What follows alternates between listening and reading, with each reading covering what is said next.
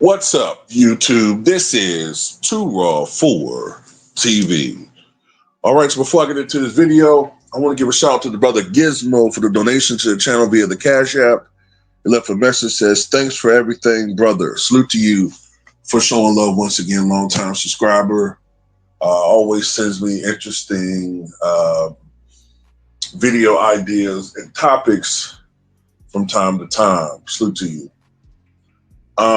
Also shout out once again to the brother, I think it's Eric Levin. Shout out to the brother Eric Levin for once again showing love to the channel via the Cash App. Salute to you for showing love to the channel. So this is a video idea, a request. And I gotta say this, you know what I'm saying? I think this is still a little bit premature to make some of these comparisons. You know, the Thunder still have to win a championship. Okay. Now, I think it's appropriate to compare them to past Thunder teams because no Thunder team has won a championship. Now, of course, the Sonics in 1979 won a championship. But this is the thing. From a dominance perspective, this Thunder team has been consistently more dominant than the 1979 Sonics. But the thing is, the Sonics won the championship. Now, are the Sonics an all-time great championship team? No. If the Thunder lose to the Pacers in 7 or whatever, right? Or lose to the Knicks in 7 or 6 or whatever, no matter how great they've been during the regular season, you cannot apply them in the same or put them in the same space as all-time great championship teams. That's the problem with the 73-9 Warriors. They got the best record in NBA history. The numbers should put them up there. And they got a bit of an excuse. They lost their big man midway through that series, and or just about midway through their series. And Curry was hobbled, and they lost Draymond Green in a pivotal Game 5. But no matter how you want to look at it, they failed to win a championship. So I'm just going to go about this the best way I can, okay? Who would win in a matchup between the 2025 Thunder and the 1996 Bulls? I'm going to be honest with you. I'm not even sure that the 96 Bulls was the best incarnation of that team anyway. You can make a strong argument that the 1992 Bulls were better, even though they won 5 fewer games.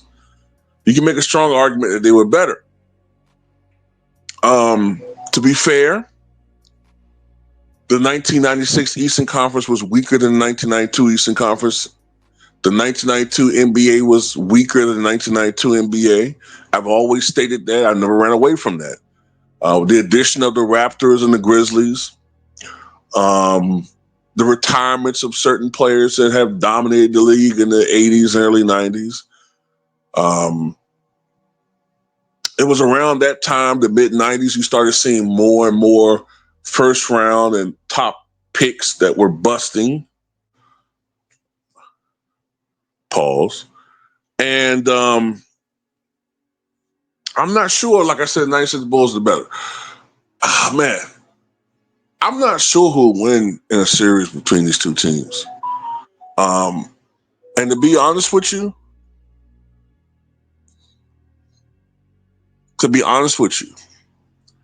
even if we were playing with 90s rules, I'm not certain if the Bulls would win. I think they could.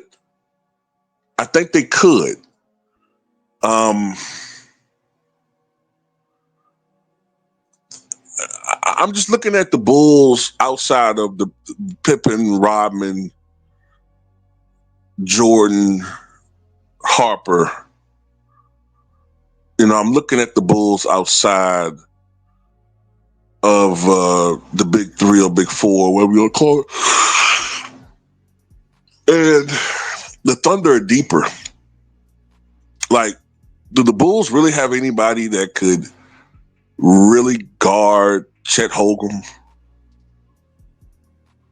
You know what I'm saying? If they put him at the center position, do they really have anybody? Luke Longley can't check him.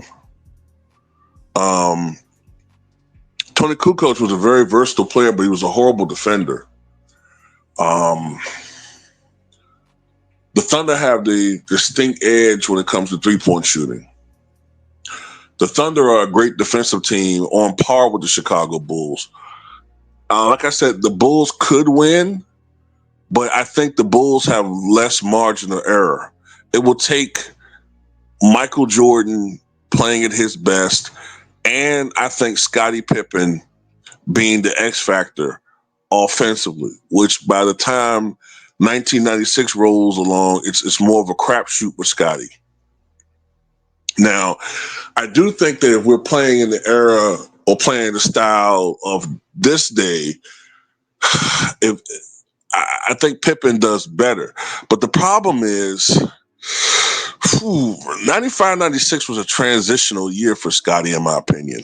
Scottie Pippen started off the season as arguably the best all-around player in the league. If you look at the 95, 96 season, those of you who remember watching that season, you know what I'm talking about. Scottie started off the season as the best player on the Bulls the first month, right?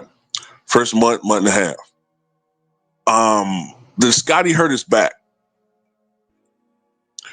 And then Scottie just never quite regained the form he had the first month and a half of that season. And that's when we saw a slow but steady decline in Scottie Pippen's offensive production for the most part. I've said this stat before. Scottie Pippen's last 30-point game in the playoffs as a Chicago Bull came in a first-round series against the Charlotte Hornets in 1994. Afterward, he never scored 30 points in a playoff game for the Bulls ever again. Now, he did score 30 points, I think it was in 1999 as a member of the Rockets. But that's telling, you know what I'm saying?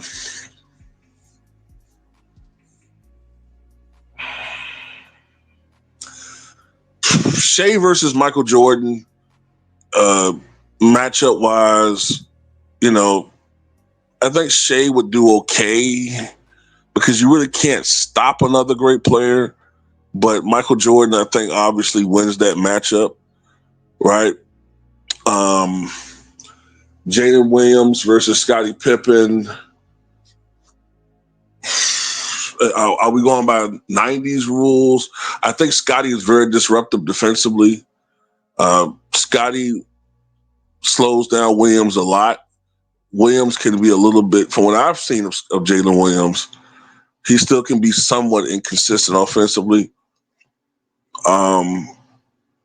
Let's just say, for the sake of argument, Scottie knocks him out of his rhythm. Okay, then you have Chet Holmgren. Now, Chet Holmgren isn't very physical. He's tall, but he's lanky. If it's a more physical game, like the 90s, I could see that kind of getting Chet Holmgren out of his rhythm. But if Chet Holmgren becomes more of a stretch guy, which he's definitely capable of doing as far as his skill set is concerned, then the Bulls have some problems.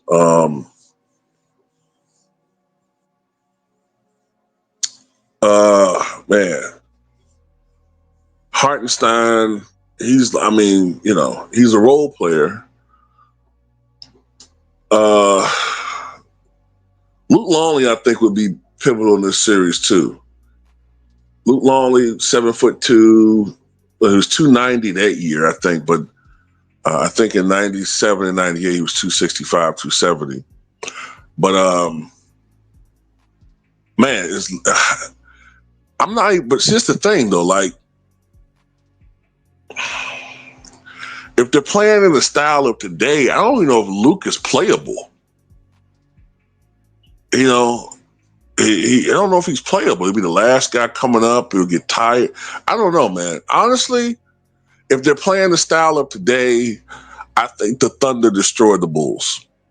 They destroy the Bulls. I know nobody want to hear that shit, but I think they destroy the Bulls. And the reason why I say that is because, and hear me out, Michael Jordan fans.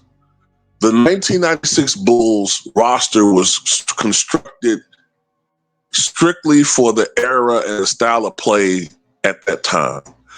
That roster would not really be sufficient, I think, for the style of basketball today. If we go back in time,